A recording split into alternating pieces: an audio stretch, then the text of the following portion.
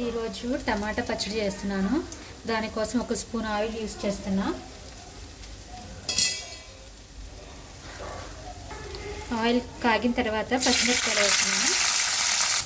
పచ్చిమిర్చి వేగిపోయినాయి. ఇప్పుడు నేను తీసేసుకుంటున్నాను. ఈ మిగిలిన ఆయిల్లోనే టమాటా ముక్కలు కట్ చేసుకుని ఇవి కూడా ఫ్రై చేసుకుందాం. చూసారు కదా వాటర్ ఎలా బయటకు వచ్చినాయో. మనం ఏమి వాటర్ వేయకోకుండానే ఇవే మగ్గిపోతాయి. మూత పెట్టుకుని కొంచెం సేపు మగ్గించుకుందాం.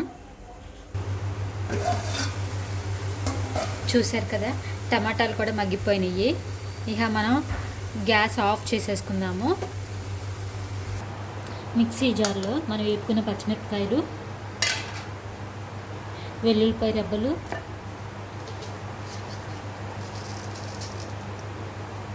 హాఫ్ టీ స్పూన్ జీలకర్ర,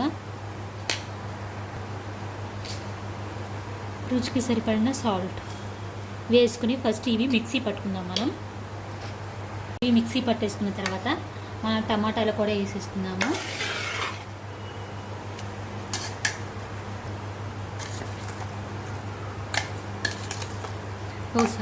ఒకసారి మిక్సీ పట్టుకుందాము. కారంగా పుల్లగా టమాటా చట్నీ రెడీ. మీరు కూడా ఇలా ట్రై చేయండి. సింపుల్గా అయిపోతుంది. టేస్ట్ కూడా చాలా బాగుంటుంది.